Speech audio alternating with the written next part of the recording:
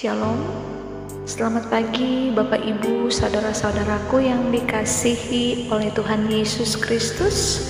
Haleluya, puji nama Tuhan. Di pagi ini kita diperkenankan Tuhan ada menikmati semua kebaikannya, semua karyanya yang luar biasa. Tidak ada yang lebih indah di hidup ini selain kita tinggal di dalam hadirat Tuhan. Sebelum kebenaran firman Tuhan di pagi ini disampaikan, saya mengajak Bapak Ibu semua kita bersaat teduh, kita satu di dalam doa. Mari kita berdoa. Terpujilah namamu Tuhan, Raja di atas segala raja, Allah yang hidup, Bapa yang kekal kudus mulia. Terima kasih Tuhan untuk kasih-Mu, untuk kebaikan dan kemurahan-Mu bagi setiap kami.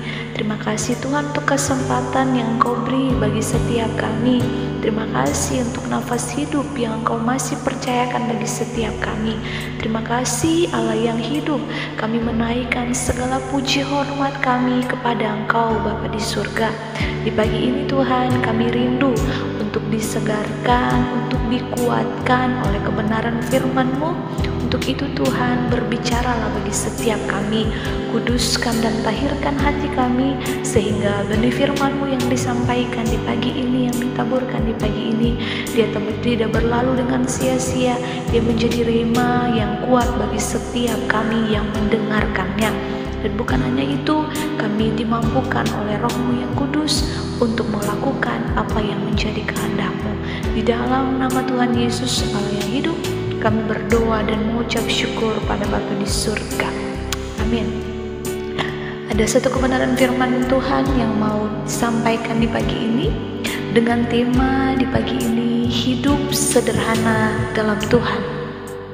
Bapak Ibu sekalian, apa itu hidup sederhana menurut Alkitab? Kesederhanaan adalah asas yang akan membantu menjaga kita tetap aman di jalan perjanjian sewaktu kita masuk menuju hadirat Allah.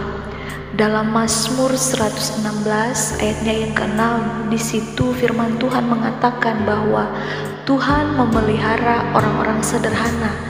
Aku sudah lemah, tetapi diselamatkannya aku. Apakah gampang menjadi orang-orang sederhana? Untuk menjawab pertanyaan ini, mungkin bisa melihat kenyataan yang ada di sekitar kita, bahkan mungkin ada di dalam diri kita. Contoh, ada sepasang anak muda yang ingin melangsungkan perkawinannya.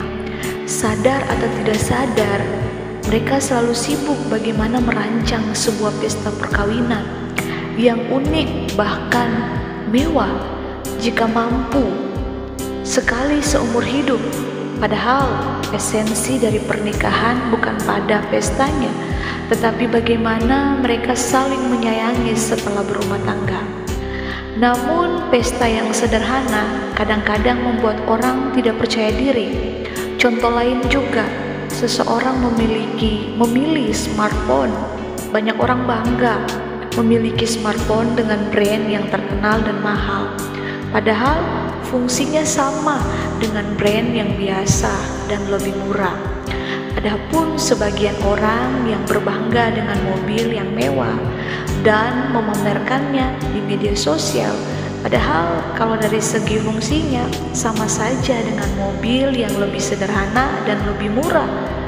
Ternyata tidak gampang ya Bapak Ibu saudara-saudara, menjadi orang yang sederhana itu tidak gampang.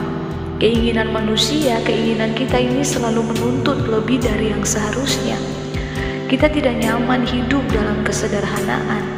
Akhirnya kita terus berusaha sekuat tenaga agar bisa lebih dari orang lain.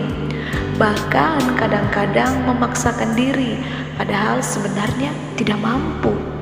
Mengejar yang terbaik tentu saja baik, tetapi ketika kita harus memaksakan diri sehingga terlalu banyak yang dikorbankan, padahal yang kita kejar tersebut bukan sesuatu yang utama, tetapi lebih kepada kebanggaan diri yang semu, maka akhirnya kita akan semakin hidup jauh dari kesederhanaan hidup.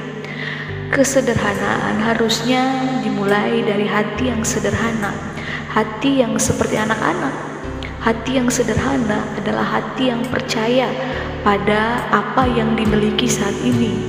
Jika dikembangkan, itu pasti bisa berguna bagi diri sendiri maupun juga banyak orang. Hati yang sederhana adalah hati yang berserah kepada Tuhan dan terus melakukan yang terbaik. Ingat saudara-saudaraku yang kekasih dalam Kristus, dalam kesederhanaan ternyata Tuhan tidak tinggal diam. Dia memelihara orang-orang yang hatinya sederhana, yang kehidupannya sederhana. Janganlah kita menjadi hamba uang, dan mari kita mencukupkan diri dengan apa yang ada pada kita. Karena Allah berfirman dalam Ibrani 13 ayatnya yang kelima, dan aku sekali-kali tidak akan meninggalkan engkau. Dalam dunia ini kita akan tergoda oleh hal yang jahat. Namun bagaimana dengan iman kita kepada Tuhan? Apakah kita goyah ketika diperhadapkan dengan hal seperti itu? Atau apakah kita tidak tahu bersyukur dalam situasi dan kondisi yang tidak baik itu? Firman Tuhan ini memperingatkan kita, baiklah kita mencari kerajaan Allah terlebih dahulu. Orang yang mencari kerajaan Allah, maka semua akan ditambahkan oleh Bapa di surga. Orang yang hidupnya melakukan yang berkenan di hadapan Allah, dengan sendirinya hidupnya akan tercukupi, akan diberkati oleh Tuhan Yesus. Allah tidak akan pernah meninggalkan atau mengabaikan kehidupan orang yang berkenan kepadanya. Masalah apapun yang ada pada kita hari ini, apapun yang kita rasakan hari ini, percaya Tuhan telah memelihara hidup kita dan Dia tidak akan pernah meninggalkan setiap kita. Untuk itu kita harus tetap percaya, kita harus tetap mengucap syukur dan mencukupkan diri dengan apa yang ada pada kita. Mari kita sebagai orang percaya, kita bijaksana dalam membedakan apa itu kebutuhan dan apa itu keinginan. Maka kita mampu untuk mengucap syukur dalam segala keadaan. Biarlah firman Tuhan, benih firman Tuhan yang ditaburkan di pagi ini, dia tidak berlalu dengan sia-sia. Dia mengingatkan setiap kita, menguatkan, mengoreksi, bahkan memerdekakan setiap kita. Mari kita bersaat teduh dan menaikkan ungkapan syukur kita di dalam doa. Ya Tuhan Yesus, Bapa di surga, ajarlah kami untuk selalu mengucap syukur, agar kami merasa cukup dengan apa yang kami terima daripada-Mu. Buatlah kami menjadi pribadi-pribadi yang senantiasa mau hidup taat kepada perintah-Mu, dengan hidup berkecukupan, dengan hidup sederhana. Terima kasih Bapa di surga untuk benih firman-Mu di pagi ini. Kami percaya Tuhan, kami dimerdekakan. Kami percaya Tuhan, dengan Roh-Mu yang kudus kami dimampukan untuk melakukan apa yang menjadi kehendak-Mu bagi setiap kami. Di dalam nama Tuhan Yesus, Allah yang hidup, kami berdoa dan mengucap syukur pada Bapa di surga. Haleluya, amin.